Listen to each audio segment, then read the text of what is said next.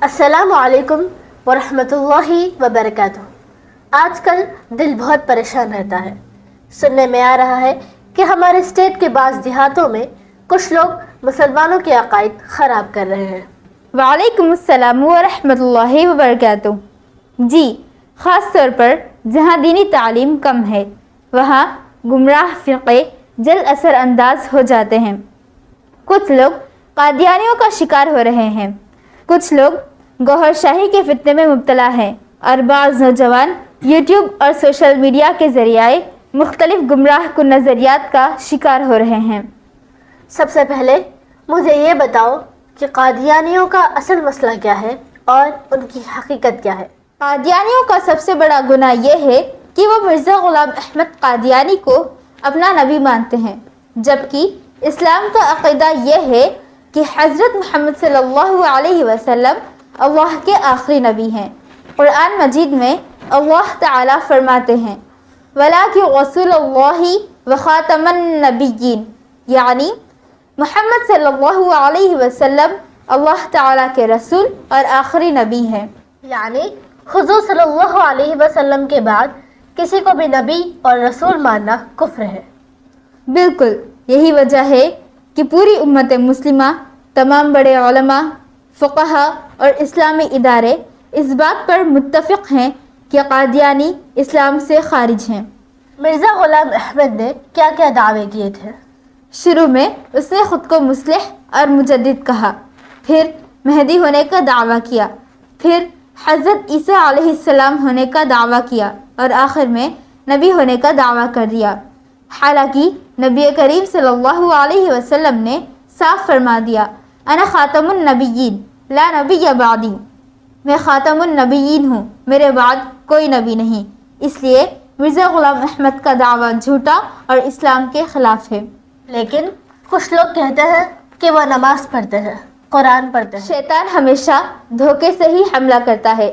قادیانی مسلمانوں جیسے الفاظ استعمال کرتے ہیں مگر عقیدہ بدل دیتے ہیں، بلکہ نبی ہی بدل دیتے ہیں۔ وہ اکثر غریب علاقوں میں مالی مدد، تعلیم یا علاج کے بہانے لوگوں کے قریب آتے ہیں، پھر آہستہ آہستہ ان کا دین و مذہب خراب کر دیتے ہیں۔ اب مجھے گوہر شاہی کے بارے میں بتاؤ۔ گوہر شاہی ایک گمراہ شخص تھا جس نے عجیب و غریب روحانی دعوے کیے۔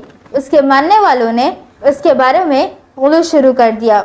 کچھ لوگ اسے امام مہدی کہنے لگے، کچھ اس کے چہرے کو چاند، سورج اور مختلف چیزوں میں ظاہر ہونے کا دعویٰ کرنے لگے۔ یہ تو بہت خطرناک بات ہے۔ جی ہاں، اسلام میں کسی انسان کے بارے میں اس طرح کے عقیدے رکھنا بہت خطرناک ہے۔ دین قرآن و سنت سے ملتا ہے، خوابوں، تصویروں، عجیب و غریب اور من گھڑت دعووں سے نہیں۔ گوہر شاہی کے ماننے والے شریعت کی اہمیت کم کر دیتے ہیں اور صرف دل کی صفائی کو کافی سمجھتے ہیں، جبکہ اسلام میں نماز، روزہ، زکوٰۃ، حج، عقیدہ اور سنت سب ضروری ہے۔ اور شکیل بن حنیف یہ جھوٹا، کذاب اور دین کا لٹیرا شخص ہے۔ اس کے ماننے والے اسکول، کالج کے طلبہ اور ایسے لوگوں کو اپنا شکار بناتے ہیں جو مسجد، مدرسہ اور علماء سے دور رہتے ہیں۔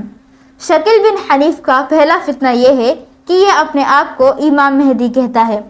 دوسرا فتنہ یہ ہے کہ یہ اپنے آپ کو حضرت عیسیٰ علیہ السلام بھی کہتا ہے۔ بھولے بھالے دین کا علم نہ رکھنے والے مسلمان اس کی باتوں میں آ جاتے ہیں۔ دیکھو، ان سب فتنوں کی ایک بڑی وجہ سوشل میڈیا بھی ہے۔ آج کل کچھ لوگ سوشل میڈیا پر ایسا تقریری انداز اختیار کرتے ہیں کہ نوجوان ان سے متاثر ہو جاتے ہیں۔ وہ بظاہر قرآن و حدیث کی باتیں کرتے ہیں لیکن آہستہ آہستہ امت کے علماء سے بدظن کرتے ہیں۔ یعنی ہر اچھا بولنے والا شخص صحیح عالم نہیں ہوتا۔ بالکل، علم صرف یوٹیوب پر چند ویڈیوز دیکھ لینے سے نہیں آ جاتا۔ حقیقی علم وہ ہے جو معتبر علماء کی صحبت، قرآن، حدیث اور امت کے اجماع سے حاصل ہو۔ اور آج کل انجینئر کے نام سے جو ویڈیوز چلتی ہیں ان کے بارے میں کیا کہیں گی؟ بعض لوگ نوجوانوں کو یہ احساس دیتے ہیں کہ 1400 سال سے جتنے بھی علماء آئے وہ سب غلط ہے اور اب صرف وہی صحیح دین سمجھا رہے ہیں۔ یہ بہت خطرناک سوچ ہے۔